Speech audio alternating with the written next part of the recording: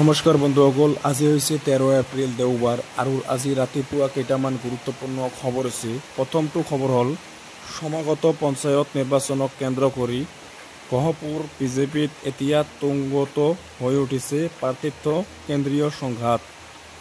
4খন জিলা পৰিষদৰ আসন থকা গহপুৰ বিধানসভা সমষ্টিৰ 2খন জিলা পৰিষদৰ আসনত বিজেপিৰ দুগৰাকী শক্তিশালী যুৱ নেতাই নিৰ্দলীয়াকৈ প্ৰতিদ্বন্দ্বিতা কৰিবলৈ মনোনয়ন দাখিল কৰা কাৰ্যই গহপুৰ বিজেপিত সৃষ্টি হোৱা প্ৰাৰ্থিত্ব কেন্দ্ৰীয় সংঘাতৰ বিষয়টো স্পষ্ট কৰি তুলিছে। উল্লেখযোগ্য যে কলাবাৰী জিলা পৰিষদৰ আসনখনৰ বাবে বিজেপিৰ টিকটৰ প্ৰবল দাবীদাৰ আছিল গোপালপুৰৰ বিজেপিৰ যুৱ নেতা তথা গহপুৰ মহকুমা ন্যায়িক দণ্ডাধীশ আদালতৰ অধিবক্তা নৱজ্যোতি নেওগ। সুদীৰ্ঘ দিন বিজেপি দলটোৰ হৈ নিষ্ঠা আৰু সততাৰে সেৱা আগবঢ়াই অহা নৱজ্যোতি নেওগ ভাৰতীয় জনতা পাৰ্টিৰ কৃষক মৰ্চাৰ কেন্দ্ৰীয় সমিতিৰ কাৰ্যকৰী সদস্য হিচাপে কাৰ্যনিৰ্বাহ কৰি আছে। যুৱ নেতা নৱজ্যোতি নেওগে সমাগত পঞ্চায়ত নিৰ্বাচনত কলাবাৰী জিলা পৰিষদ আসনখনৰ বাবে বিজেপিৰ টিকট বিচাৰিছিল যদিও অন্তিম মুহূৰ্তত দলীয় টিকট লাভৰ পৰা বঞ্চিত হয় তেওঁ। এটা সময়ত পূব ছয়দুৱাৰ ভাৰতীয় জনতা পাৰ্টিৰ যুৱ মৰ্চাৰ লিগেল এডভাইজাৰ আৰু বিজেপিৰ বিশ্বনাথ জিলা নিৰ্বাচনী কমিটিৰ লিগেল চেলৰ সদস্য হিচাপে দায়িত্ব পালন কৰা নৱজ্যোতি নেওগক বিজেপি দলে টিকটৰ পৰা বঞ্চিত কৰাত তেওঁক কলাবাৰী জিলা পৰিষদৰ আসনখনৰ বাবে নিৰ্দলীয়াকৈ প্ৰতিদ্বন্দ্বিতা আগবঢ়াবলৈ দৃঢ়তাৰে নামি পৰিছে। পৰৱৰ্তী খবৰ, উত্তৰ অসমৰ শৈক্ষিক ক্ষেত্ৰৰ অন্যতম আগশাৰীৰ শৈক্ষিক প্ৰতিষ্ঠান গহপুৰৰ শংকৰদেৱ শিক্ষা নিকেতন আৰ্থিকভাৱে দুৰ্বল মেধাৱী শিক্ষাৰ্থীসকলৰ বাবে অতি গুৰুত্বপূৰ্ণ সিদ্ধান্ত গ্ৰহণ কৰি সামাজিক দায়বদ্ধতা দাঙি ধৰিছে। উচ্চমানৰ শৈক্ষিক প্ৰতিষ্ঠানখনৰ আটকধুনীয়া পৰিৱেশ আৰু উন্নত শৈক্ষিক পদ্ধতিক কেৱল মাত্ৰ ব্যৱসায়িক দৃষ্টিভংগীৰে নাচাই আৰ্থিকভাৱে দুৰ্বল 50গৰাকীলৈ মেধাৱী শিক্ষাৰ্থীক বিনামূলীয়াকৈ পঢ়ুৱাৰ বাবে এক ইতিবাচক পদক্ষেপ গ্ৰহণ কৰিছে শংকৰদেৱ শিক্ষা নিকেতন গহপুৰে। আজি এই সম্পৰ্কে এক সংবাদমেল সম্বোধন কৰি আৱাসিক বিদ্যালয়খনৰ অধ্যক্ষ জয়ন্ত শইকীয়াই কয় যে শৈলজা সংকল্প ট্ৰাষ্টৰ অধীনত পৰিচালিত শংকৰদেৱ শিক্ষা নিকেতন গহপুৰে সদ্য ঘোষিত হাইস্কুল শিক্ষান্ত পৰীক্ষাত উত্তীৰ্ণ আৰ্থিকভাৱে দুৰ্বল 50গৰাকী মেধাৱী শিক্ষাৰ্থীক বিনামূলীয়াকৈ পঢ়ুৱাৰ বাবে বিদ্যালয়খনত 50টা আসন বিশেষভাৱে সংৰক্ষিত কৰিছে।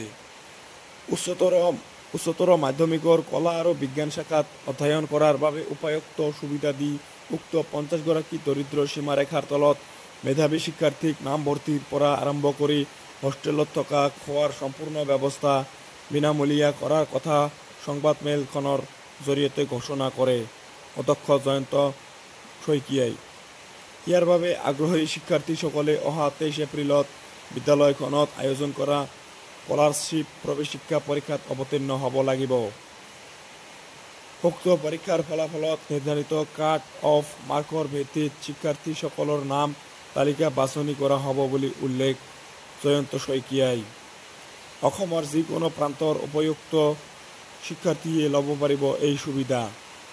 হাইস্কুল শিক্ষান্ত পৰীক্ষাৰ ফলাফলত সফলতাৰে উত্তীৰ্ণ হোৱা দৰিদ্ৰ সীমাৰেখাৰ তলত পৰিয়ালৰ মেধাৱী শিক্ষাৰ্থীসকলক শংকৰদেৱ শিক্ষা নিকেতন গহপুৰে আগবঢ়োৱা এই শৈক্ষিক সেৱাৰ অংশীদাৰ হ'বলৈ সংশ্লিষ্ট সকলোৰে প্ৰতি সংবাদমেলখনৰ জৰিয়তে আহ্বান জনাইছে অধ্যক্ষ জয়ন্ত শইকীয়াই।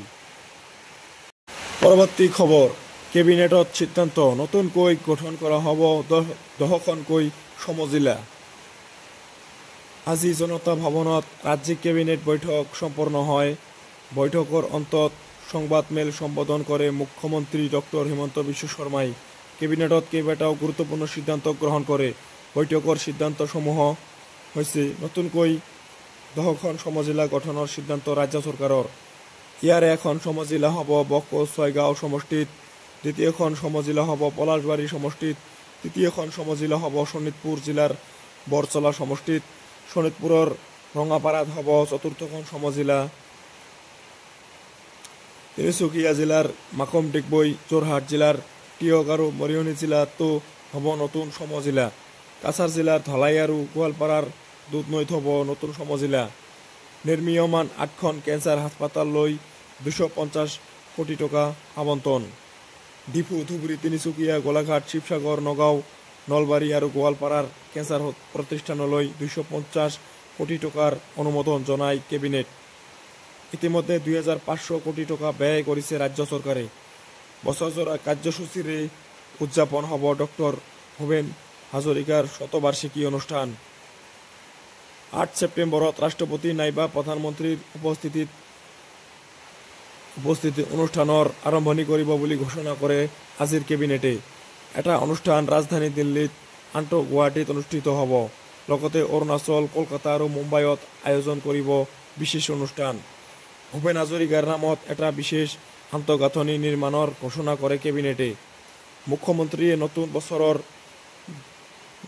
গ্ৰিটিংছৰ লগতে দিব সুধা কণ্ঠৰ জীৱনীমূলক গ্ৰন্থ। অনুৰাধা শৰ্মা পূজাৰীয়ে সম্পাদনা কৰিব জীৱনীমূলক গ্ৰন্থ।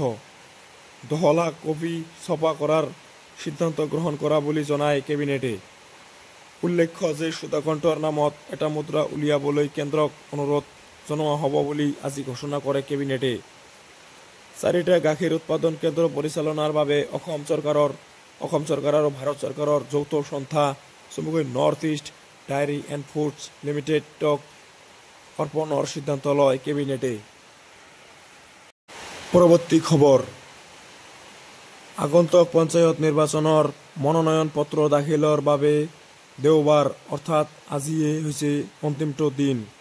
গাঁও পঞ্চায়তৰ ৱাৰ্ড সদস্যৰ বাবে টেঙাখাত উন্নয়ন খণ্ডৰ কাৰ্যালয়ত প্ৰতিদিনে ব্যাপক উৎসাহ উদ্দীপনাৰে প্ৰাৰ্থীসকলে মনোনয়ন পত্ৰ দাখিল কৰা পৰিলক্ষিত হৈছে। আজি পুৱাৰ পৰা সন্ধিয়ালৈ প্ৰাৰ্থীসকলৰ মনোনয়ন পত্ৰসমূহ পুনৰীক্ষণ কৰা হয়। উক্ত পুনৰীক্ষণৰ জৰিয়তে দুলীয়াজান বিধানসভা সমষ্টিৰ অন্তৰ্গত 16খন গাঁও পঞ্চায়তৰ 160টা ৱাৰ্ডৰ ভিতৰত বিজেপিৰ 32গৰাকী প্ৰাৰ্থী বিনা প্ৰতিদ্বন্দ্বিতাৰে নিৰ্বাচিত হোৱাটো নিশ্চিত হয়। লগতে সমষ্টিটোৰ অন্তৰ্গত 16গৰাকী আঞ্চলিক পঞ্চায়তৰ সদস্যৰ ভিতৰত লেংৰাই আৰু নাওহলীয়া আঞ্চলিক পঞ্চায়তৰ 2গৰাকী সদস্য বিনা প্ৰতিদ্বন্দ্বিতাৰে নিৰ্বাচিত হয়। অন্যহাতে বিনা প্ৰতিদ্বন্দ্বিতাৰে নিৰ্বাচিত 32গৰাকী ৱাৰ্ড সদস্যৰ ভিতৰত 7গৰাকী বৰ্তমানৰ বিধায়ক তেৰছ গোৱালাৰ বাসস্থান অৰ্থাৎ নাওহলীয়া গাঁও পঞ্চায়তৰ উক্ত পঞ্চায়তটো বিজেপিয়ে দখল কৰাটো নিশ্চিত হয়। উক্ত খবৰৰ পিছতে আজি সন্ধিয়া স্থানীয় বিধায়ক তেৰছ গোৱালাৰ নেতৃত্বত বিজেপিৰ একাংশ নেতা কৰ্মী টেঙাখাত উন্নয়ন খণ্ডৰ সমীপত উপস্থিত হৈ বিজয়ী প্ৰাৰ্থীক ফুলাম গামোচাৰে আদৰণি জনোৱাৰ লগতে ফটকা আতচবাজি ফটাই ঝুমুৰ নৃত্য কৰি আনন্দ উল্লাস কৰাৰ পৰিলক্ষিত হয়। পৰৱৰ্তী খবৰ, বিটিচি নিৰ্বাচন চমু চাপি অহাৰ লগে লগে বিটিআৰত কেইবাটাও দল সংগঠনে আৰম্ভ কৰিছে কুচকাৱাজ। ইতিমধ্যে বিটিআৰত থকা প্ৰধান দুটা দল BPF আৰু UPPLৰ নিৰ্বাচনী প্ৰচাৰ তুংগত উঠা পৰিলক্ষিত হৈছে। উল্লেখযোগ্য যে দুয়োটা দলত যোগদান কাৰ্যসূচী পূৰ্ণ গতিত চলি আছে। এনে সময়তে শনিবাৰে বৰ্মা উচ্চতৰ মাধ্যমিক বিদ্যালয় খেলপথাৰত অনুষ্ঠিত হয় BPF দলৰ কাৰ্যনিৰ্বাহক সভা। এই সভাত উপস্থিত থাকে BPF দলৰ সভাপতি হাগ্ৰামা মহিলাৰী। উক্ত সভাত মহিলাৰীয়ে কয় যে BPF দলে এইবাৰ চৰকাৰ গঠন কৰিব। প্ৰমোদ বড়োৰ চৰকাৰ একো কৰিব পৰা নাই। নিযুক্তিৰ ক্ষেত্ৰত অনিয়ম হোৱা সকলো তদন্ত কৰিব। GSP দলে BPF দলৰ লগত মিত্ৰতা কৰিবলৈ অহাটোক বাধা দিব নোৱাৰো। উক্ত সভাতে কেইবাগৰাকীও অইন দলৰ নেতাকৰ্মী আনুষ্ঠানিকভাৱে BPF দলত যোগদান কৰে। যোগদান কাৰ্যসূচীৰ অন্তত BPFৰ সভাপতি হাগ্ৰামা মহিলাৰীয়ে BPF নিৰ্বাচনত জয়ী হ'লে ৰাইজৰ কাম কৰে তথা ৰাইজৰ উন্নতিৰ বাবে BPFৰ জন্ম হোৱা বুলি কয়। তেওঁ ইউপিপিএল দলৰ পৰা দৈনিক বিপিএফলৈ কৰ্মীসকল অহা বুলি কৈ নিৰ্বাচনৰ পূৰ্বে ইউপিপিএল শূন্য হ'ব বুলি কয়। ইপিনে আগন্তুক নিৰ্বাচনত বিপিএফ দলে 25খন আসন আৰু বিজেপিয়ে 15খন আসন লাভ কৰিব বুলি কৈ ইউপিপিএল দলে এখনো আসন নাপায় বুলি জনায়। পৰৱৰ্তী খবৰ, নগাঁও জিলাৰ অন্তৰ্গত বৰমপুৰ আৰু যমুনামুখ জিলাৰ পৰিষদত বিজেপি প্ৰাৰ্থী বিনা প্ৰতিদ্বন্দ্বিতাৰে নিৰ্বাচিত হৈছে। আজি সন্ধিয়া বৰমপুৰ সমষ্টিৰ বিধায়ক জিতু গোস্বামীয়ে এক সংবাদমেল অনুষ্ঠিত এই কথা সদৰি কৰে। বৰমপুৰ জিলা পৰিষদৰ কংগ্ৰেছ প্ৰাৰ্থী পাৰভিন চুলতানা আৰু যমুনামুখ জিলা পৰিষদৰ কংগ্ৰেছ প্ৰাৰ্থী জুৰি দাসে আজি মনোনয়ন প্ৰত্যাহাৰ কৰি বিজেপিত যোগদান কৰে। ফলত বৰমপুৰ আৰু যমুনামুখ জিলা পৰিষদ সমষ্টিৰ বিজেপিৰ জিলা পৰিষদৰ প্ৰাৰ্থী ক্ৰমে সুনিতা ইংটিপি আৰু পূৰবী বৰদলৈ বিনা প্ৰতিদ্বন্দ্বিতাৰে নিৰ্বাচিত হোৱাটো নিশ্চিত হৈছে। তদুপৰি বৰমপুৰ সমষ্টিৰ 28টা আঞ্চলিক পঞ্চায়ত সদস্যৰ 23টাত বিজেপিয়ে আৰু 5টাত অগপই প্ৰতিদ্বন্দ্বিতা কৰিছে। বিজেপিৰ 23টাৰ ভিতৰত 10টা আঞ্চলিক পঞ্চায়তত বিজেপি প্ৰাৰ্থী বিনা প্ৰতিদ্বন্দ্বিতাৰে জয়ী হয়। অৱশ্যে বিজয়ৰ আনুষ্ঠানিকতা আয়োগৰ ফালৰ পৰা ঘোষণা হ'বলৈ বাকী আছে।